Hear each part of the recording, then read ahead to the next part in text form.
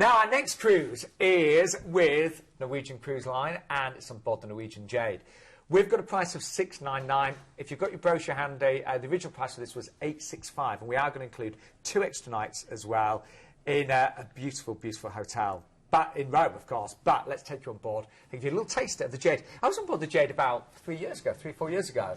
Really nice ship. Really, really good ship. And again, you know, with Norwegian Cruise Lines, it's very, very laid back. It's very relaxed. If you're the kind of person that doesn't want to dress up when you go on holiday, really wants to be able to just wear what you want, eat when you want, do it whenever you want, completely by your time, then NCL is the one for you, Norwegian Cruise Lines, because it's freestyle cruising. You decide how your holiday goes. So if you want to just have a table for 2 one night, or maybe a table for 4, if you make new friends on board, it's what they call freestyle cruising. Absolutely. So no set dining times. And the entertainment works around that as well. So you don't have that overly structured cruise experience. But we should point out, it isn't all buffet or anything like that. No. You know, it's still, you know, waitress service. But 19 different dining choices on the ship, including 24/7 pizza, which is brilliant. 19, yeah.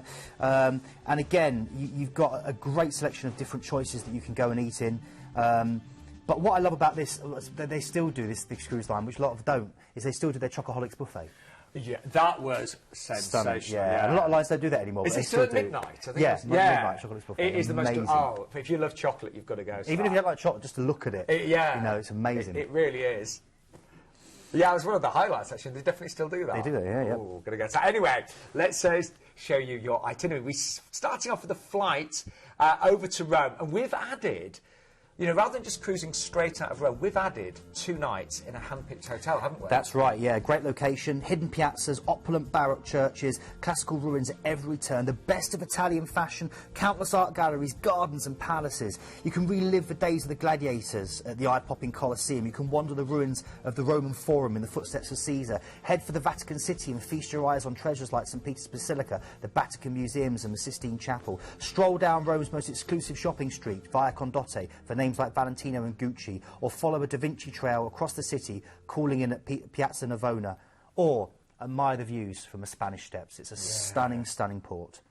And then, of course, you're transferred from your hotel to the port, and you embark the Norwegian Jade for 7 nights cruise. I know things like transfers, you know, we always include those, but not all companies do, but we'll always include transfers and, you know, all those extras. Yeah, all the little things taken care of. You don't really have to worry, you can just relax and enjoy. Naples is next, one of the world's oldest continuously inhabited cities in the world. The whole city centre is a UNESCO World Heritage Site, which is really rare. It's dripping with ancient architecture, cathedrals, churches, and one of the world's most important archaeological museums that's stuffed full of things from nearby Pompeii and Herculaneum.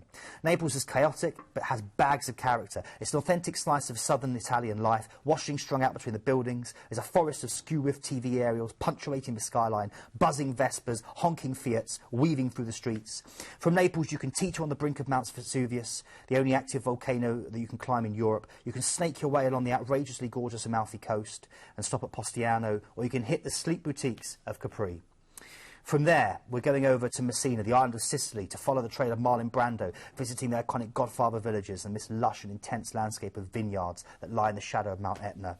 Relaxing day at sea, from there to Kotor, a gorgeous medieval walled city with World Heritage status, surrounded by mountains and one of the world's most spectacular natural harbours. We'll talk more about that later. Then from there to Split in Croatia, pine-clad hills, secluded coves and beaches. It lies in the Adriatic, and it's basically the Adriatic seaside lined with palm trees. The old town's remarkably well preserved. It's full of museums, art galleries and cosy cafes, but the main draw is the stunning Roman fortified masterpiece known as Diocletian's Palace. It took 20,000 slaves 10 years to build. It's unique in the world because people still live in it. There's shops and hotels and cafes that coexist within these historic fragments of columns and arches and the thick walls of this 1,700-year-old palace. It just blows your mind. Despite this, it's not like a museum, Split. The old city does offer the winding narrow streets, but also the modern Split has the kind of tourist attractions, plenty of shops, excellent restaurants, great place to sample fresh seafood and good red wine. Oh, very nice. And then from there over to Koper, Slovenia. Oh, set along a wide horseshoe-shaped bay, Koper is a medieval town where old and new go hand in hand. Lose yourself in a maze of streets, passing historical sites and browsing little shops along the way. Head for Koper. Itself, carved in limestone, it's a striking white vision of beautiful architecture and elegant squares. Be inspired by nature with a trip to the Postiano caves, or head out to the regions surrounding it, where you can visit the Lipica stud farm, famed for the Lipizzaner horses. My favourite, though, is Prigiana Castle, which is really stunning. It's a little castle right perched on top of a cliff that was a hideout for an old rebellious knight. And then Venice, where you disembark and, of course, your flight back home. Again, we have got a fantastic price on this. You know, people often say, well, you know, when's the best time to book a cruise? And, you know, prices do, you know, quite often go up, you know, particularly if a cruise has become popular and the ship's filling up.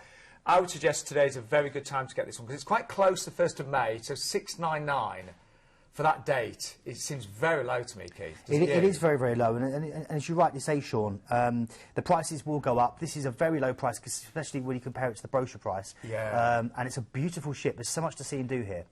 And just one date there, of course, the 1st of May there. But we're going to give you 2 extra nights in that 4-star hotel in Rome. Keith, you were saying the brochure price is $865, is that right? Yeah, $865, and that doesn't include the 2-night stay in the 4-star hotel. So, by the way, just looking as well, great price on the Ocean View. That's starting at $799 as well. And the balcony, $1099. Excursion-wise, look how affordable some of these are as well. Really, really good. I mean, Pompeii plus a bonus Naples tour, £38 per person. You know, again, your taxis from the port sometimes. If you, Absolutely. We'll get that up to that if you want to go mid and back. So it's really, really, really great.